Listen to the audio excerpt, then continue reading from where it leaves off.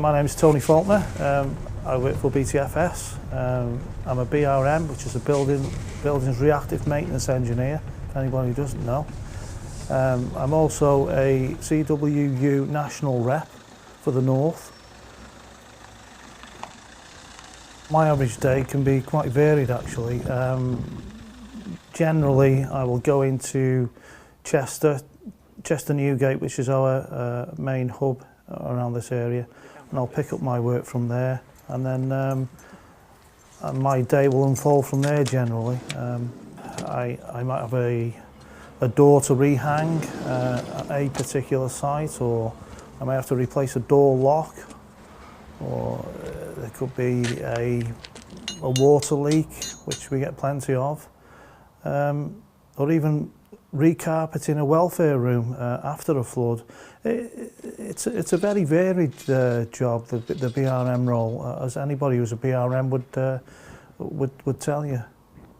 I think the lack of training with Monteray has been a big issue. I mean, there are many issues with Monteray that we did have previously that we tried to work through, but we're hoping that now we've come in-house to BT and they've got a very good training regime, that we'll get on board with that and we'll get trained up specifically to do the tasks that we're asked to do. The general feeling towards the changeover now is I think is quite positive, but initially I don't think it was, to be honest with you, because there was 2 years to run on the contract and people wondering why are BT taking over now, and have they got some plans that we don't know about. But I think as time's gone on and people have attended the road shows, people are starting to feel a bit more comfortable now, and they're looking at the move more in a more positive light.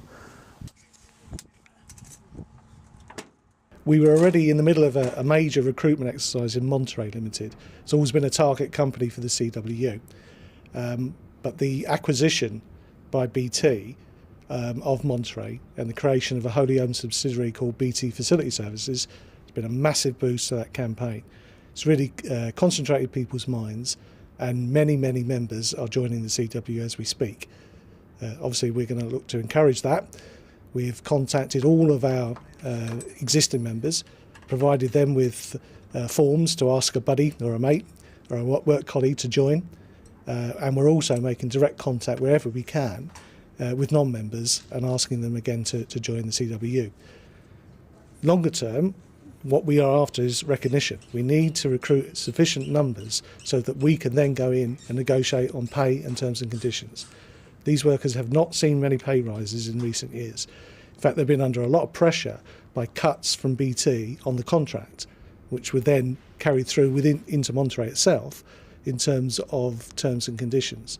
So we would look to gain recognition first. That's the first step. We can't do anything until we've got the numbers, but once we have the numbers, we would look to address those issues going forward. Anyone who's not a CWU member at the moment, I would urge them to join up, because it's only going to be a positive thing. People have tried not being a member of the CWU, and where's it got us? It's got us nowhere. People have been a bit sceptical in the past, but I will say this, on us joining BTFS, Monteray going to BTFS, there's been a big influx of membership into the CWU, and that's a positive thing. Because when you think about it, when we were with Monteray, we never had a voice. We were dictated to all the time.